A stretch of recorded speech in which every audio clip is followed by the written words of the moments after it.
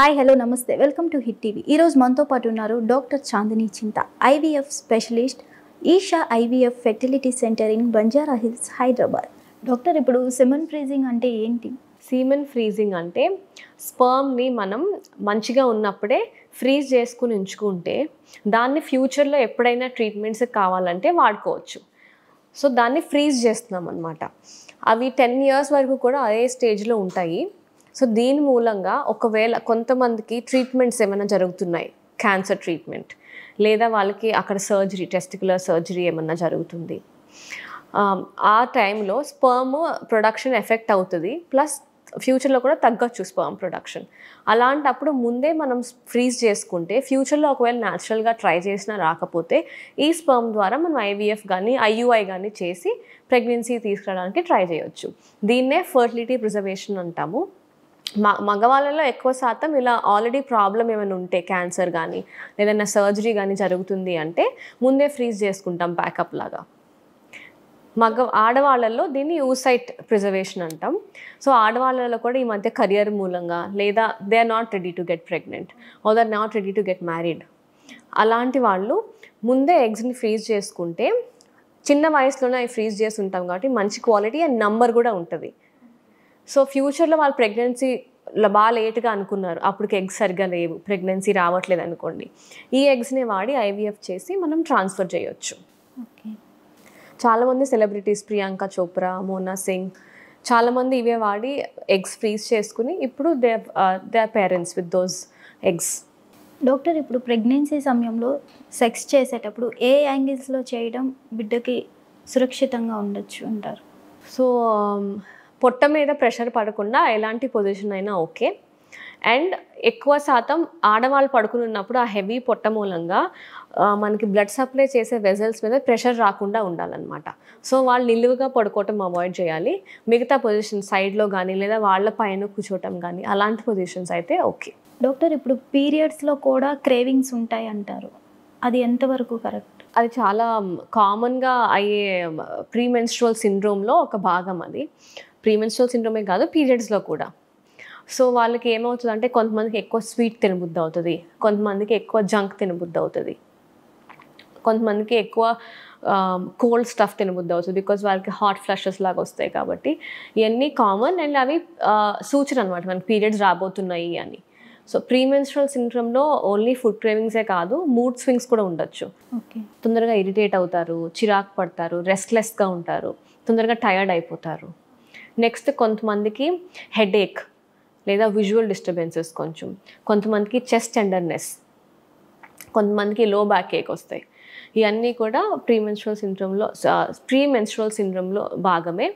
And ఇవి వస్తే ఒక గుడ్ సైన్ ఏంటి అంటే, ఎగ్ ఖచ్చితంగా ఫామ్ అయ్యి రిలీజ్ అవుతుంది అని అనుకోవచ్చు అనమాట. సో మీరు ఫర్టైల్గా ఓకే అన్నట్టు. బట్ అలా అని అదొకటే కాదు, టెస్ట్ కూడా చేయించుకోవచ్చు. అండ్ ప్రీమెన్స్ట్రువల్ సిండ్రోమ్కి టు డీల్ విత్ ఇట్ ఎక్కువ లైఫ్ స్టైల్ చేంజెస్. సో ఆ టైంలో కొంచెం salt, spicy, oily stuff avoid చేయటం, ఎక్కువ ఎక్సర్సైజ్ చేయటం, కొంచెం రిలాక్సింగ్ మ్యూజిక్ వినటం, ఎక్కువ వాటర్ తాగటం, ఇలాంటివి చేసి, ప్లస్ బాగా సివియర్గా ఉంది అంటే ట్యాబ్లెట్స్ వాడుకోవచ్చు. ఓకే. డాక్టర్, ఇప్పుడు చాలామంది జాబ్ కోసం చూస్తూ కొంచెం ఏజ్ అయిపోయిన తర్వాత మ్యారేజెస్ చేసుకుంటున్నారు. అలాంటి వాళ్ళు లాస్ట్ మినిట్లో ఐవీఎఫ్ ట్రీట్మెంట్కి వచ్చినప్పుడు ఆ ఐవీఎఫ్ ట్రీట్మెంట్ అనేది వర్క్ చేస్తుందా వాళ్ళలో? ఖచ్చితంగా అవుతుంది. సో నేనేమన్నాను మీకు ఇందాక చెప్పా కదా, వీటి ద్వారా మనం సక్సెస్ రేట్ పెంచుతున్నాం. సో 30 వరకు ఒక సక్సెస్ రేట్ ఉంటే 30 to 35 ఒక సక్సెస్ రేట్, 35 to 40 years వరకు ఒక సక్సెస్ రేట్ ఉంటుంది. సక్సెస్ రేట్ ఉంటుంది కానీ కొంచెం తగ్గుతూ ఉంటుంది అనమాట.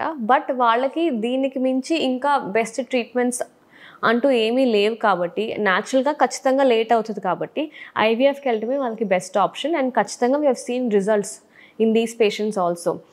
లేట్ అయిపోయింది కదా అని ప్రెగ్నెన్సీ లేకుండా ఏమీ లేరు, వాళ్ళకు కూడా మంచి ప్రెగ్నెన్సీ రేట్స్ ఉన్నాయి. ఓకే. ఏజ్ ఒకటే ఫ్యాక్టర్ కాదు.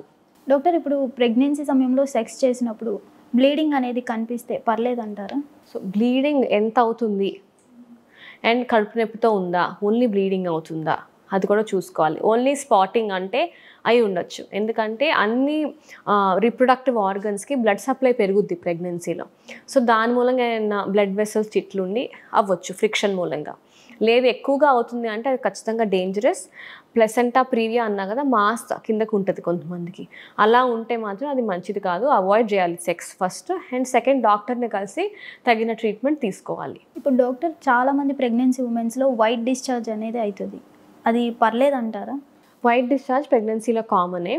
దాని మూలంగా ఇచ్చింగ్ లేదు, లేదా కలర్ గ్రీన్ కలర్ పసుపు రంగు అలా లేదు, స్మెల్ లేదు అంటే ఏమీ కాదు, ఎక్సెసివ్గా లేదు అంటే ఏమీ కాదు.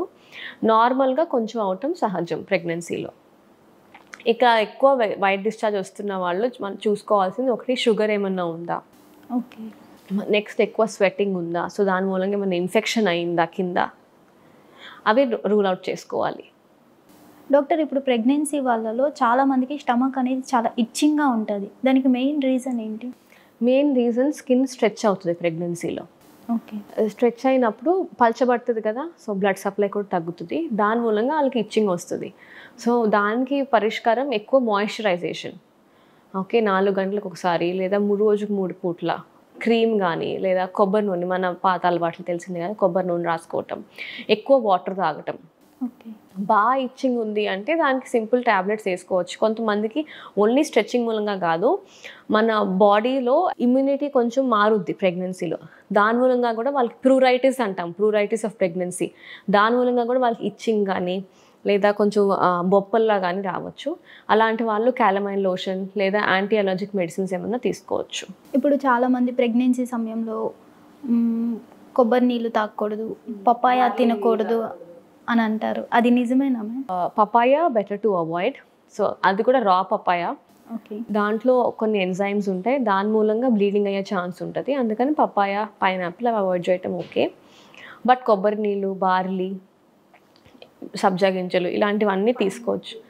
పైనాపిల్ కూడా సైంటిఫిక్గా రీజన్స్ లేవు, కానీ we have seen that few people bleeding ఎక్కువ అవుతుంది, వేడిగా ఉంటుంది అంటారు. సో మేము పైనాపిల్ అండ్ పపాయ అయితే ప్రోవెన్ డెఫినెట్గా అవాయిడ్ చేయాలి.